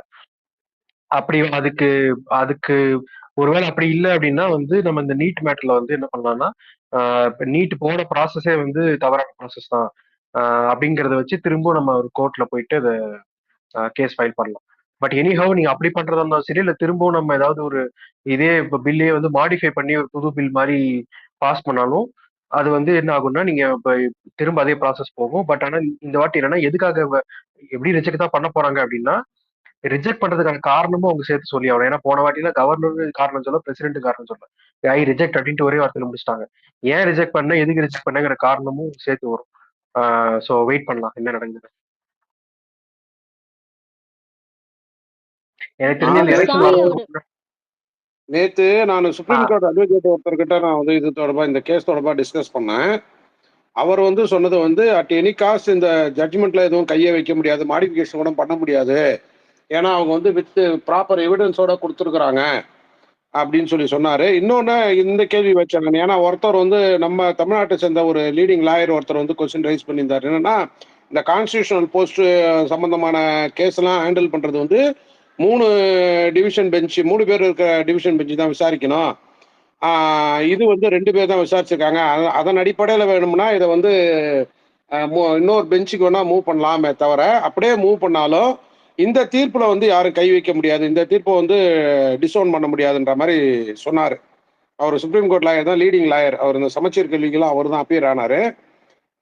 எனக்கு ஜூனியர் காலேஜில் என் கூட தங்கி ரூம்ல படிச்சாரு அவர் பிஎல். அவர்கிட்ட நான் டிஸ்கஸ் பண்ண ரொம்ப நேரம் டிஸ்கஸ் பண்ண நேற்று வந்திருந்தார். ரொம்ப 10-15 வருஷத்துக்கு அப்புறம் நேற்று தான் வந்திருந்தார். அவர்கிட்ட இது ஃபுல்லா A to Z இதையும் பேசினேன். அதே போல நார்த் இந்தியாவில் இருக்கிற இந்த வீடுகள்லாம் இப்படிதான் இருக்குமாப்பான்னா அதையும் சொன்னார். அப்படிதான் இருக்கும். ஏன்டா அதை வந்து இன்னும் மக்களுக்கு வந்து அந்த உணர்வே வரலையாடா, படிச்சிருக்கானே சிந்திக்க மாட்டானா, நம்ம ஏன் இந்த மாதிரி ஒரு இழிவான நிலையில இருக்கிறோம் அப்படின்னு சிந்திக்க மாட்டானான்னு கேட்டதுக்கு ஒரே வார்த்தை அவன் சொன்னது, அங்க பெரியார் இல்லை, அவ்வளவுதான் பாரு, அதை தாண்டி வேற எதுவும் திங்க் பண்ணாத பாரு. அங்க பெரியார் இருந்திருந்தாருன்னா உனக்கு அந்த மாற்றங்கள் வந்திருக்கும். அங்க அந்த மாற்றம் நிகழாத அவங்க வந்து அப்படியே அதை அக்செப்ட் பண்ணிக்கிறதுக்கு காரணம் அவங்க இதுதான் வாழ்க்கை நம்ம விதிக்கப்பட்டதுன்றதை நம்புறாங்க, அதனாலதான் அங்க வந்து அந்த கான்ஃபிளிக்ட் இருக்குது அப்படின்னாரு. ரொம்ப நேத்தெல்லாம் அழுத்தமா இருந்தது ரொம்ப நேரம் அவர்கிட்ட பேசிட்டு இருக்கும்போது. சாரியான இது சூர்யா சேவியர் இருக்கார்ல, அவரும் நார்த் இந்தியா ஃபுல்லா ரவுண்ட் அடிக்கிற மனுஷன் தான். அவர்கிட்ட வந்து கேட்டதுக்கு அவரு என்ன சொன்னாருன்னா, ஒரு ஜாதிக்கு ஏத்த மாதிரி வந்து அந்த வீடுகளோட கட்டமைப்பு இருக்குமா. ஒண்ணு செவுரு சுண்ணாம்பு பூசுறதுக்கு, பூசாம இருக்கிறதுக்கு, அவங்க வந்து அந்த வாசல்ல வந்து கீழே குனிஞ்சு வைக்கிறதுக்கு, மேல கொஞ்சம் தூக்கி வைக்கிறதுக்கு. நம்ம ஊர்ல எல்லாம் பார்த்தீங்கன்னா ஒரே வாசப்படி தான், ஒரே மாதிரிதான் இருக்கும்.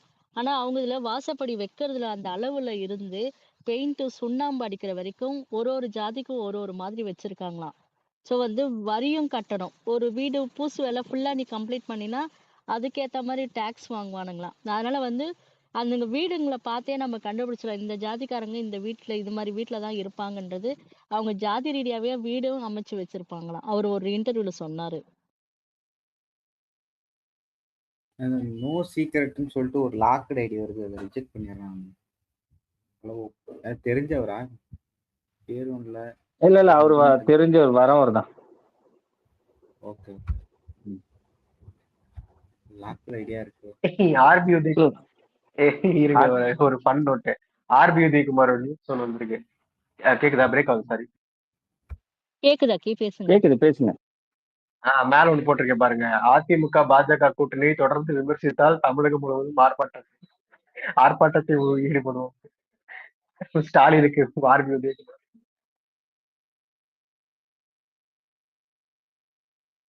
இந்த மாதிரி ஒரு தற்குறிங்க கூட தான் நம்ம அரசியல் பண்ண வேண்டியதா இருக்குது. என்ன பண்றது?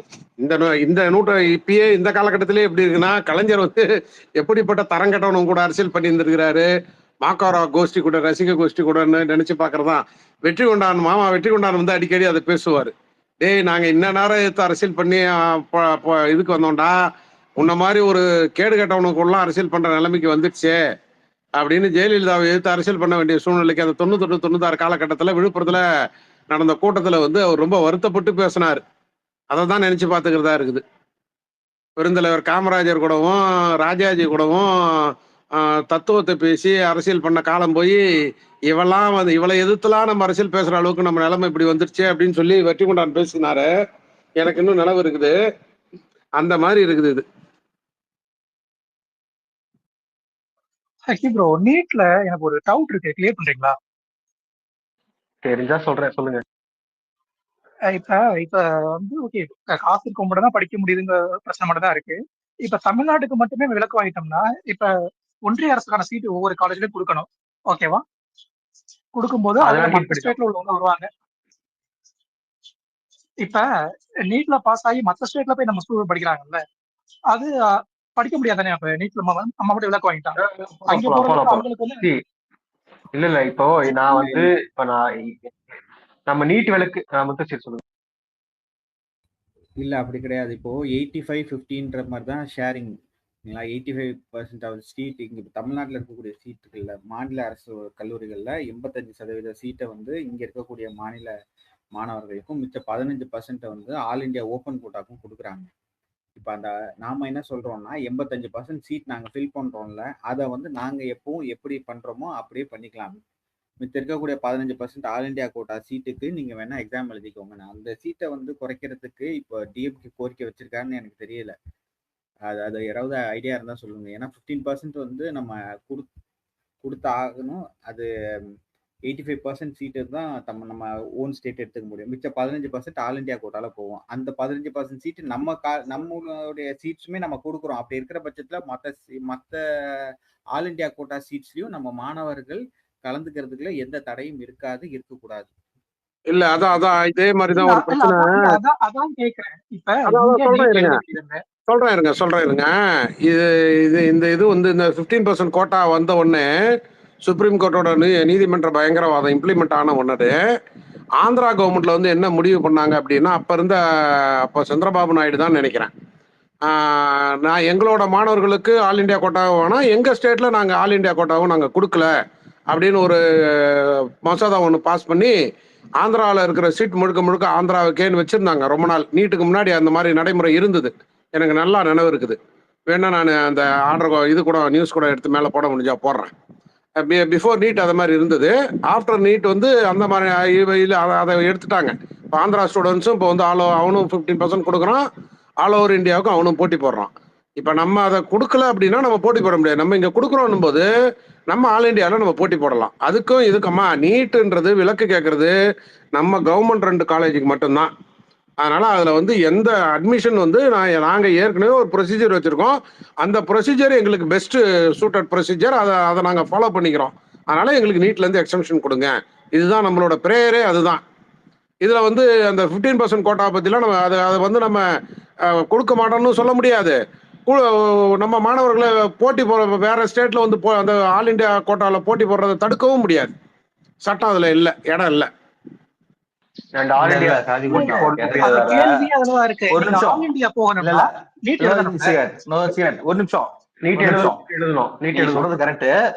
நீட் எழுதணும்.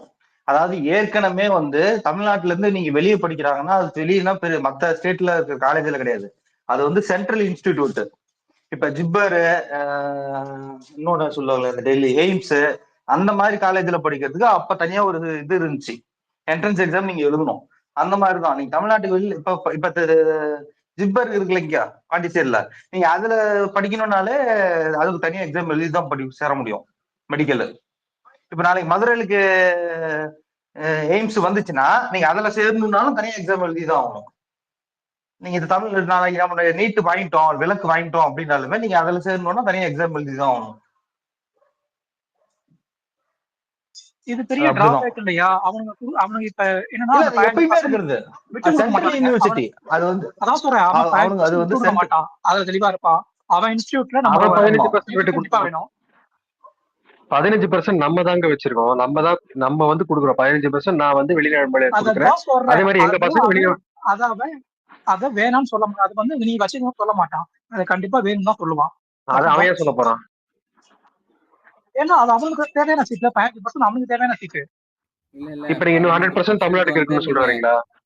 15% நீங்க கொடுத்துதான் ஆகணும். அது கவர்மெண்ட் ஆக்ட் கிடையாது. அது வந்து Supreme Court judgment doctor Pradeep Jain versus Union of India 1986 case படி சுப்ரீம் கோர்ட் தான் நிர்ணயிச்சிருக்கு. இத்தனை ஆல் இந்தியா கோட்டா வந்து இரஸ்பெக்டிவ் ஆஃப் த டொமிசைல் எங்க இருக்காங்கன்றதை தாண்டி இத்தனை பர்சன்டேஜ் ஆஃப் சீட்ஸ் வந்து எல்லா மாணவர்களுக்கும் அக்ராஸ் இந்தியா ஓபன் பண்ணணும்னு சொல்லிட்டு அது ஒரு அந்த கேஸ்ல தான் சொல்லியிருப்பாங்க.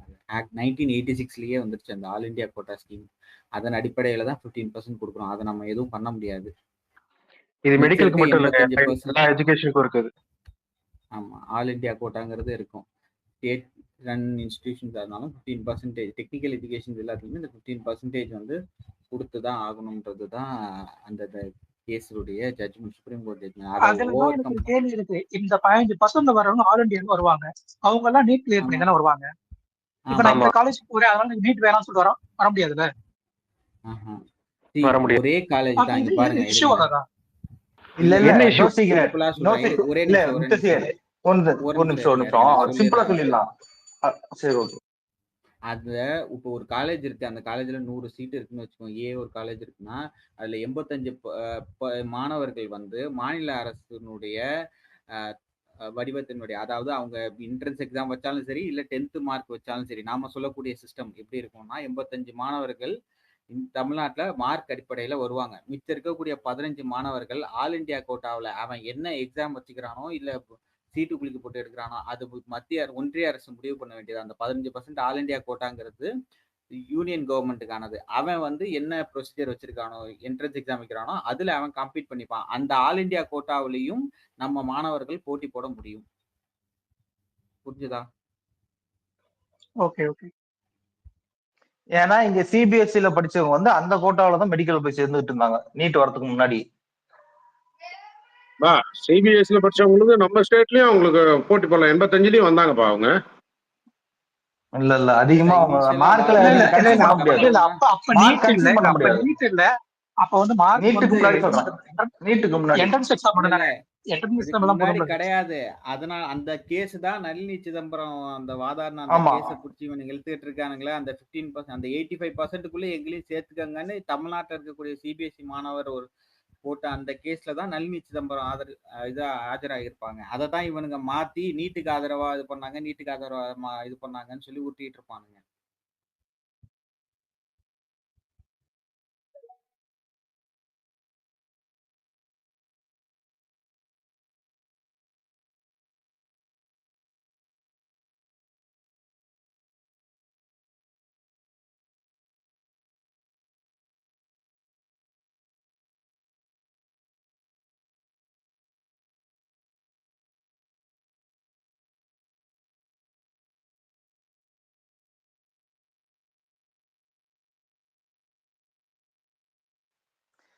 நேற்று சேலம் ஊருக்கு வந்தேன். இங்க வந்து ஒரு அறிவொளி இயக்கம்னு சொல்லி அப்ப இருக்கும். இந்த புத்தகம் எல்லாம் கொண்டாந்து வச்சு இந்த படிக்காதவங்க படிக்கிறதுக்கு நான் எப்பவுமே அங்க போய் படிப்பேன். சரி, அவருக்கு சும்மா இருந்தாருன்னு சொல்லி அவர் பார்க்க போலான்னு போனேன். அப்ப அவர்கிட்ட பேசும்போது சொன்னாரு, ஆக்சுவலா இந்த கவர்னர் பிரச்சனை வந்து எல்லா ஸ்டேட்லயுமே இருக்கும். எல்லா ஸ்டேட்லயும் கோர்ட்டுக்கு போவாங்க. அப்பெல்லாம் கூட போவாங்க. 1-2 கேஸ் போயிருக்குது. அப்ப கவர்னர் என்ன பண்ணுவாராம், டக்குன்னு சரிங்க நான் கையெழுத்து போட்டு கொடுத்துட்றேன் அப்படின்ட்டு சொன்னோன்னே கோர்ட்ல என்ன பண்ணுவாங்க, முடிச்சு வச்சிருவாங்களாம். எங்க அதான் ஒரு கையெழுத்து போட்டு கொடுக்குறாரு, போய் வேலைக்கு பாருங்க அப்படின்னு பஞ்சாயத்து பேசுற மாதிரி முடிச்சு எப்பவுமே விட்டுருவாங்க.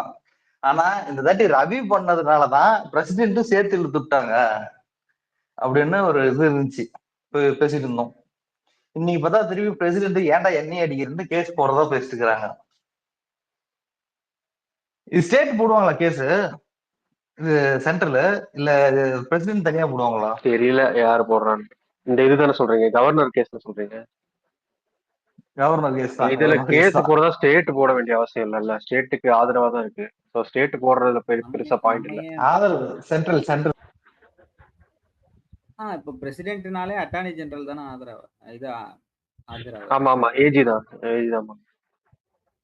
ஏஜிட்ட கேட்டிருக்காங்க. ஏஜிட்ட கேட்டதுக்கு வந்து அவருக்கு அந்த மாதிரி ஐடியா இல்லைன்ற மாதிரி தான் சொல்லியிருக்காரு. கிளாரிபிகேஷன் கேட்கறோன்ற மாதிரி ஏதாச்சும் போல இது பண்ணணும், சீராய்வு மனுன்ற மாதிரி. மோஷன் பெட்டிஷன் வந்து எதுக்கு போடுவாங்கன்னா, உங்களுக்கு ஏதோ ஒரு விஷயத்த மாத்தணும், ஜட்மெண்ட் மாத்தணுங்கிறதா போடுவாங்க. கிளாரிபிகேஷனுக்காகவும் போடுவாங்க. பார்க்கலாம் என்ன நடக்குது. பட் ஆனா ஜட்மெண்ட் இப்ப இவர் நம்ம சாதிக்குடி சொன்ன மாதிரி தான், ஜட்மெண்டோட கோரை வந்து மாத்த முடியாது. அது வந்து அது கன்ஃபார்ம். பட் ஆனா வேற ஏதாவது சேஞ்சஸ் பண்ணுவாங்க. அந்த சேஞ்சஸ் எந்த அளவுக்கு இம்பாக்ட் இருக்குங்கிறது அது என்ன யார் பண்றா என்ன பண்றாங்க பொறுத்தா இருக்கு.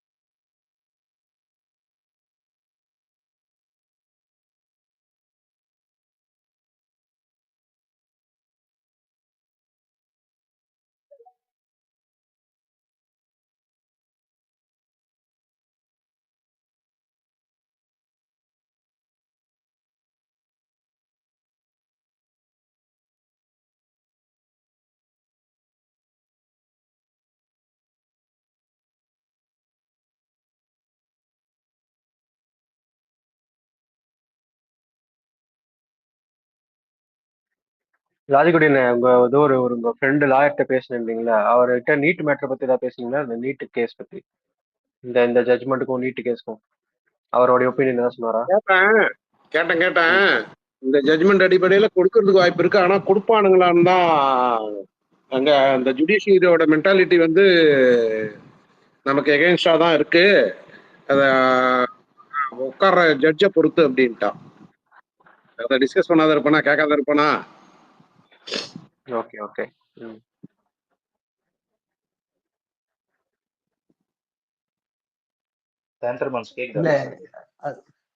கேக்குது, சொல்லுங்க. இல்ல இங்க நம்ம இவ்வளவு பிரச்சனையில ஓடிட்டு இருக்கோம், இவ்வளவு இதை ஃபேஸ் பண்ணிட்டு இருக்கோம். இந்த செல்வ பெருந்தகையோட பிறந்த நாளைக்கு 2026 துணை முதலமைச்சர் சென்னை ஃபுல்லா போஸ்ட் போட்டு வச்சிருக்காங்க பைத்தியக்காரனுங்க. பார்த்தேன். எங்க விடுங்க, போஸ்டராவது ஒட்டிட்டுமே, என்னங்க இது கூட ஒட்டக்கூடாதுன்னு சொன்னா என்னங்க பண்றது? அவர்களும் மனிதர்கள் தானே, அவர்களுக்கும் ஆசாபாசம் இருக்காதா? அப்படி ஓட்டுக்கிட்டுமே, என்னங்க கற்பனையில கூட இங்க கேளுங்க. இல்ல இப்ப கிதக்குன்னு இருக்க போறது செல்ல பெருந்தகை தான். ஐயோ யாரு அந்த வேலையை பார்த்தது? இது எனக்கு தெரிஞ்சு நம்ம இவரு மச்சான் தெய்வ மச்சானோட வேலையா தான் இருக்கும். போட்டு விடு மாட்டி சாப்பிட்டோம். எனக்கு தெரிஞ்சு சவுக்கே செலவு பண்ணி ஓட்டிருப்பான். வாய்ப்பு இருக்கு, அதான் சொல்றேன். ஜிபியு படத்துல ஜான்விக்கு இவங்க எல்லாம் டான்லி எல்லாம் வரலையா, அது மாதிரிதான் அந்த கற்பனை எப்படி கற்பனைவாதத்தின் இதுவோ அது மாதிரி இதுவும் கற்பனைவாதத்தின் எல்லாமே பாசிபிள் தான். உண்மையான காங்கிரஸ்காரனுக்கே தோணும், நம்ம இருக்கிற இருப்புக்கு இதெல்லாம் நமக்கு தேவையா? துணை முதலமைச்சர் நான் பார்த்தேன், அது யாரும் சரி காதல் போயிட்டேன். சரி ஓகே. ஐயோ ஏங்க விஜயே வருங்கால சிஎம் போட்டுக்கும் போது செல்வ பிறந்தைக்கு என்ன போட அரசியல் இல்லைங்க.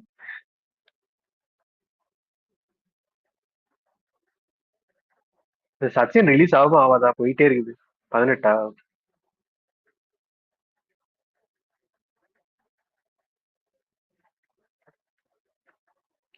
பாமகவுக்கு நானே தலைவர் என்று அன்புமணி கூறிய நிலையில் முக்கிய நிர்வாகிகளை தைலாபுரம் இல்லத்தில் பாமக நிறுவனர் ராமதாஸ் சந்திக்க முடியும். ஏங்க ராத்திரி ஃபுல்லா பாத்துட்டு இருக்கானுங்க, கதறுன்னு கதறானுங்க பனையூர்ல உட்காந்து.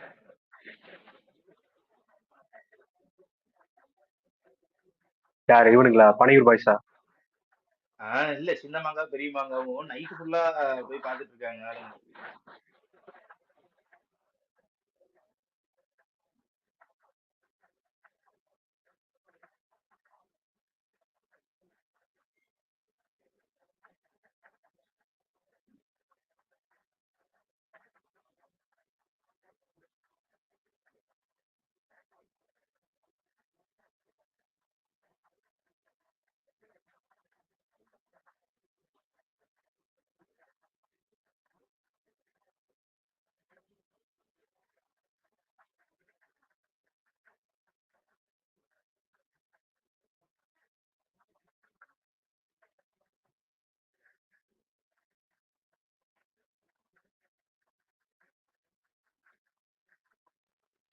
ப்ரோ, நேத்து இது சவுக்கு சுமார் போஸ்ட் பண்ணியிருந்தாங்கல்ல இவரு சேகர் பாபு ஒரு ஆடியோ ஒண்ணு.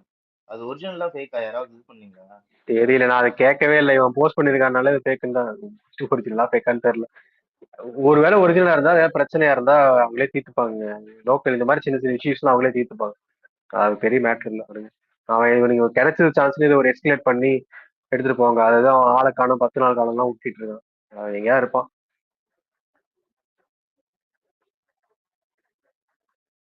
கிரவுண்ட் லெவல்ல இந்த மாதிரி பிரச்சனை எல்லாம் இருக்குங்க. அதெல்லாம் வந்து நீங்க அரசியல் இதெல்லாம் நார்மல் தான்.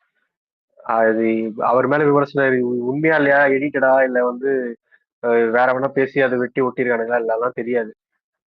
பட் எதுவா இருந்தாலும் இது என்ன சொல்றது, ஒரு மேட்டரே கிடையாது. அதாவது எலெக்ஷன் டைம்ல இந்த மாதிரிலாம் ரிஸ்க் எல்லாம் எடுக்க மாட்டாங்க. ஆல்மோஸ்ட் பொய்யா தான் இருக்கும்.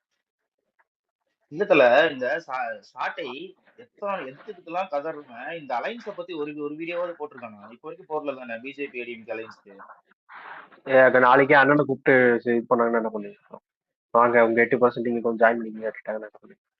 துணை முதலமைச்சர் உங்களுக்கு ஒரு துணை முதலமைச்சர் கொடுக்குறோம். இந்த மகாராஷ்டிரா ஃபார்ம் இல்ல, இந்த மகாராஷ்டிரா ஃபார்முலா மாதிரி அவங்க 5 துணை முதலமைச்சர் நீ துணை அதிபர் போய் உட்காந்துருக்கீங்கடான்னு சொல்லுவாங்க. ஆமா, அது மாதிரி கொடுத்தாங்கன்னா அதனால எல்லாமே இப்போதைக்கு 6 மாசம் கழிச்சு இவங்க எங்க நிக்கிறாங்க மட்டும் பாருங்க. கமலாலய வாசல்ல நிக்கல.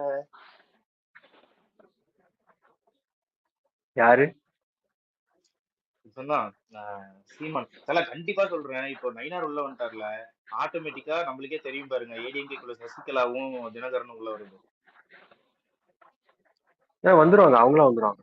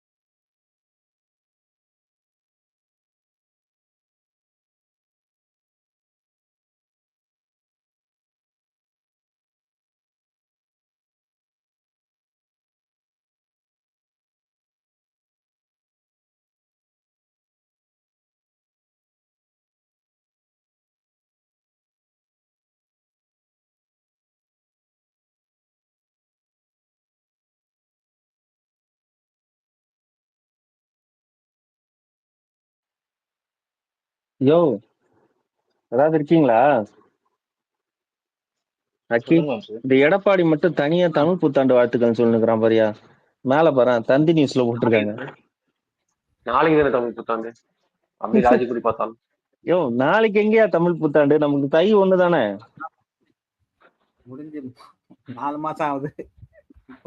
சொல்லிட்டு இருக்கேன். நாளைக்கு வருங்க. இப்ப கவர்மெண்ட் கெசட் படி இன்னும் தமிழ்நாட்டுல வந்து ஏப்ரல் 14 தான். ஜெயலலிதா திரும்ப திரும்ப மாத்தி காங்கிரஸ் விட்டுருச்சுல. ஆமா ஆமா மாத்தி விட்டுருச்சு. அதை நம்ம இன்னும் மாத்தல, அப்படியே வச்சிருக்கோம். அடுத்த ஆட்சியில மாத்தி விட்டுருவோம். சரி இப்ப கெசட்ல போட்டு ஆளுநருக்கு ஒண்ணு அனுப்பி விடுங்க. இதான் கரெக்டான டைப். இல்ல ஆளுநரை இங்க வர சொல்லுங்க. டேய் வந்து கையெழுத்து போட்டு கொடுத்துட்டு போடா. உனக்கு ஒரு ஆள் அனுப்புவாங்களா? நேற்று வேற அந்த இது என்ன காலேஜ் அது? ஜெய் ஸ்ரீராம் ஜெய் ஸ்ரீராம் ஜெய் ஸ்ரீராம் ஜெய் ஸ்ரீராம் பண்ணிட்டு இருந்திருக்கான். அது விரக்தி கத்திருக்கான், வேற ஒண்ணும் இல்ல, அவனால முடியல. விரக்தி இல்ல, இந்த கடைசியா கைது பண்ணிட்டு போறப்ப கத்துவாங்க இல்ல போலீஸ் ஒழிக அந்த மாதிரிதான் பதவி விட்டு போறப்பயாவது கடைசியா நான் சொல்லிட்டு போயிடுறேன்டா அப்படின்ற மாதிரி. எங்க வந்து தமிழ்நாட்டுல வந்து ஜெய் ஸ்ரீராம் சொல்றான், இது எப்படி பாப்பாங்கன்னு ஒரு இது எப்படி பர்சீவ் பண்ணிப்பாங்கன்னு ஒரு அறிவு இல்ல. அது ஒரு என்ன சொல்றது, எலெக்ஷன் முடியற வரைக்கும் இருக்கணுங்க நமக்கு. இல்ல அதான் இது ஃபர்ஸ்ட் டைம் இல்ல, இந்த சங்கி வேலை பண்றது ஃபர்ஸ்ட் டைம் கிடையாது. போயிட்டு சனாதனம் திராவிடம்னா ஒண்ணுமே இல்ல, சனாதனம் தான் அது இது ரிஷிகள்ல வாழ்ந்தாங்க சொல்றான். ஜெய் ஸ்ரீராம் இன்னைக்கு ஆட் ஆன், வேற ஒண்ணும் இல்லை.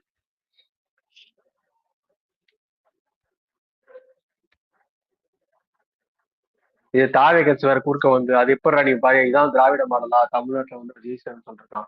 திமுக என்ன பண்ணுதுன்னு இது கடிச்சு அவர் சொல்றதுக்கு முன்னாடி வாயில கைய வச்சு பொத்தி இருக்கணும்ல. ஏன் அதை பண்ணாம அவர் ஏன்டா சொல்ல விட்டு அரெஸ்ட் பண்ணி உள்ள சொல்லுவாங்க. ஜெய் ஸ்ரீராம் ஏன்டா சொல்ல விட்டாரு, நீங்க ஒரு ஜோன்ல இருக்காங்க.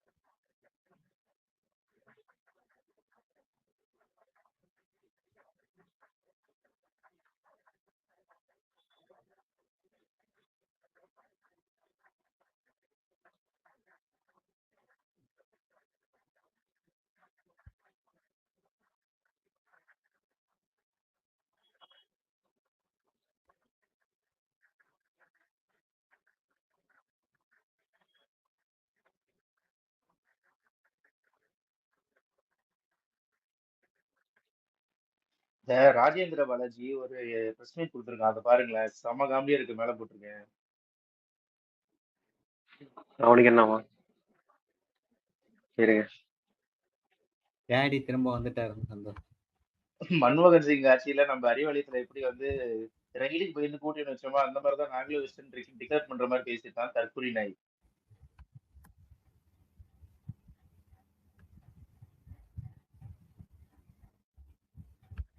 ஆனா அடிமைன்னு ஒத்துக்கிறானுங்க. அதுல இந்த மாற்று கருத்து இல்ல. தைரியம் வேணும் சத்தியமா. ராஜேந்திர பாலாஜிக்கு என்ன தயக்கம் இருக்க போகுது, மோடி எங்கள் டேடி தானே. மோடி எனக்கு தெரிஞ்சு இவனுங்க எல்லாம் வந்து ரீசெண்ட் டேஸ்ல வாட்டர் மில் ஸ்டாரோட ஃபேனா இருந்திருப்பாங்கன்னு நினைக்கிறேன். எனக்கும் இப்ப மாதிரி ஒரு மோட்டிவேஷன் வேணும்டா.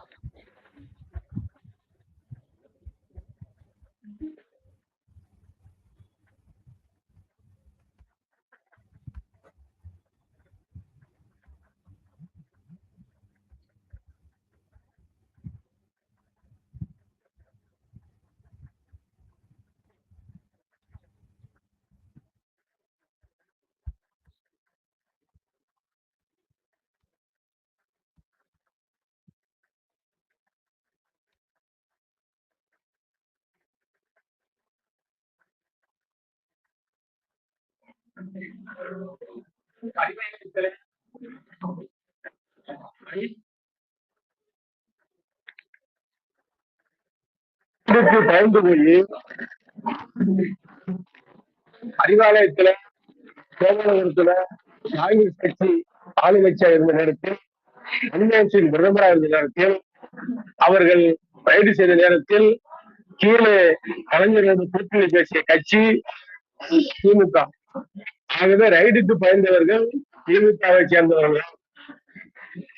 அவர்கள் தான் பயந்து வெளியே கூட்டணி அன்னைக்கு முடித்தார்கள். ராஜீவ் காந்தி நிலையில சந்தேகம் இருக்கிறது என்று சொல்லி விசாரணை கமிஷனால் தெரிவிக்கப்பட்ட திமுகவோடு இன்றைக்கு காங்கிரஸ் கூட்டணி வைத்திருக்கிறது. ஈழத்தமிழருடைய படுகொலைக்கு காரணமான காங்கிரஸோடு இன்னைக்கு திமுக கூட்டணி வைத்திருக்கிறது. இதுதான் ஒவ்வாத கூட்டணி, ஒப்பாத கூட்டணி, மக்கள் ஏற்றுக்கொள்ளாத கூட்டணி. அண்ணா திமுகவும் பிஜேபியும் புரட்சித்துறை அம்மாவால் அமைக்கப்பட்ட ஒரு வெற்றி கூட்டணி தான். ஆக இந்த கூட்டணியை பொறுத்த மட்டும் கட்சி இயக்கம் நடத்துவர்கள் அத்தனை பேரும் வெற்றியுடைய இலக்கை நோக்கித்தான் செல்வார்கள்.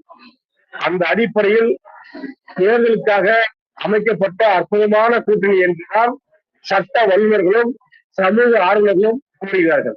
ஆகவே இந்த கூட்டணி அற்புதமான கூட்டணி, வரவேற்கத்தக்க கூட்டணி என்று மக்கள் பேசுகிறார்கள்.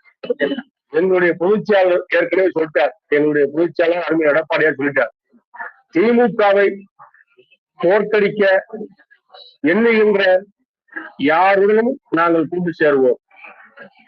நாட்டு மக்களுக்காக நல்ல எண்ணத்தோடு சுபிட்சமாக தமிழ்நாட்டு மக்கள் வாழ வேண்டும், எல்லா வளமும் பெற வேண்டும் என்று எண்ணுகின்ற தமிழகத்திற்காக உழைக்கின்ற கட்சிகளோடு, திமுக இருக்கின்ற கட்சிகளோடு கூட்டணி அமைப்போம் என்று என்னுடைய பொதுச் எடப்பாடியார் சொல்லியிருக்கிறார். அவர்தான் இந்த கூட்டணிக்கு தலைமை, எடப்பாடியார் தான். இதை மத்திய உள்துறை அமைச்சர் அமித்ஷா அவர்களே தெரிவித்தார். ஆக எடப்பாடியார் சம்பந்தமான முடிவுகளை அவர் தான் எடுப்பார், அவர் தான் அறிவிப்பார். அண்ணன் வைகோ அவர்கள் ஒரு ஈழ போராளி, தமிழ் இனத்தின் மீது பற்று கொண்டவர். அவர் எந்த காலத்திலும் நான் திமுகவுடன் கூட்டணி வைக்க மாட்டேன் என்று சொல்லவர். ஈழத்திலே 3 லட்சம் ஈழ தமிழுடைய படுகொலைக்கு காரணமான காங்கிரஸோடும் திமுகவோடும் ஒரு காலம் நான் கூட்டணி வைக்க மாட்டேன், அதை என் சமம் கூட ஏற்றுக்கொள்ளாது என்று சொன்னார் அதை வைகோ. இன்றைக்கு அவர் அங்கே வைத்திருப்பதுதான் சட்டப்போத கூட்டணி. அண்ணா திமுக எங்களுடைய பொதுச் எடப்பாடியார் இது போன்ற கடுமையான வார்த்தைகளை எந்த அரசியல் கட்சியின் மீதும் சுமத்தவில்லை. யார் மீது கூட்டணி சம்பந்தமாக இப்படி ஒரு அழுத்தமான விஷயங்களை சொன்னதே கிடையாது. எங்களுடைய பொதுச்செயலாளர் அமைத்திருக்கின்ற கூட்டணி ஒரு வெற்றி கூட்டணி. இந்தியாவுடைய வலுவான அரசு இருக்க வேண்டும், பிரச்சனையான அரசு இருக்க வேண்டும், அது தமிழகத்துடைய உரிமைகள் மீட்கப்பட வேண்டும், அதற்கு கடமை உணர்வோடு செயல்பட வேண்டும் என்ற அடிப்படையில்தான் எங்களுடைய பொதுச் செயலாளர் எல்லோரிடத்திலும் கலந்து பேசி மக்களுடைய எண்ணங்களை அறிந்து, சமூக ஆர்வலுடைய எண்ணங்களை அறிந்து அற்புதமான கூட்டணி அமைத்திருக்கின்றனர். ஆகவே மாற்றுமுகாவில் இருக்கக்கூடிய திமுக கூட்டணி தலைவர்கள் சொல்லுகின்ற கருத்தெல்லாம் அவர்களுக்குள் ஒரு பயம் வந்து விட்டது. திமுக கூட்டணியில் இருக்கின்ற தலைவர்கள் அத்தனை பேரும் நேற்றிலிருந்து இன்று வரை செல்வ பெருந்தகை விளங்குகிறார். என்ன சொல்லுகிறார்? செல்வ பெருந்தகை அம்மாவுடைய ஆன்மா மன்னிக்காது என்று சொல்கிறார். எப்படி ஈழத்தினுடைய ஆன்மா உங்களை மன்னிக்குமா? திமுகவோட கூட்டு வச்சிருக்கிறீர்கள். ராஜீவ்காந்தியுடைய ஆன்மா உங்களை மன்னிக்குமா? ராஜீவ்காந்தி படுகொலையில் சந்தேகப்பட்ட கட்சி திமுக. ஆகவே சந்தேகப்படக்கூடிய கட்சியாக திமுக கூட்டணியாக இருக்கிற ஒழிய அண்ணா திமுக வெளிச்சத்தோடு இருக்கிறது, விஷயத்தோடு ஒரு கூட்டணி அமைத்திருக்கின்றார். எல்லா மக்களும் ஏற்றுக்கொள்ளக்கூடிய கூட்டணி. ஆகவே இது வெற்றி கூட்டணி. என்ன முதல்ல சொல்ல உங்க அம்மா சொல்லுங்க. உங்க அம்மா அவனுங்களை மன்னிக்கணும். அதை விடுங்க. இது என்ன சொல்ல வரேன்னா, கூச்ச நாச்சமே இல்லை எங்களுக்கு அப்படின்ட்டாரு. வைகோ பயங்கரமா திட்டினாரு காங்கிரஸ். ஆனா பாருங்க, எங்க எடப்பாடி யாரையுமே அவ்வளவு ஹார்ஸ் எல்லாம் திட்டினது இல்லை. அதனால இந்த கூட்டணி பிரச்சனை இல்லை. நல்லா இருக்கு, ஒரு கான்செப்ட் நல்லா இருக்கு. கூட்டணி நல்ல கூட்டணி எப்படி சட்ட வல்லுநர்கள் சொன்னாங்க. சட்ட வல்லுநர்கள் எதுக்கு இதெல்லாம் சொல்றாங்க? அவனுக்கு கூட்டணி அவரு இந்த டிஎம்கே டாபிக் ஃபர்ஸ்ட் முடிச்சிட்டு அடுத்து இந்த ஏடிஎம்கே அலைன்ஸ் பத்தி பேசினார்ல, அப்படி ஒரு கிளிஜோசிக்காரன் பேசினா எப்படி இருக்கும்? ஒரு சீட் எடுத்துட்டு அதே மாதிரி இருந்துச்சு. அதுக்கப்புறம் பையன் இப்பதான் டேடியோட சேர்ந்து இருக்காரு. அதை பாராட்டுங்க, சந்தோஷப்படுங்க, மகிழ்ச்சியான தருணம். அதெல்லாம் பார்க்காம நீங்க இருக்காதுல்ல, கூட்டணிஸ்லாம் பண்ணிட்டு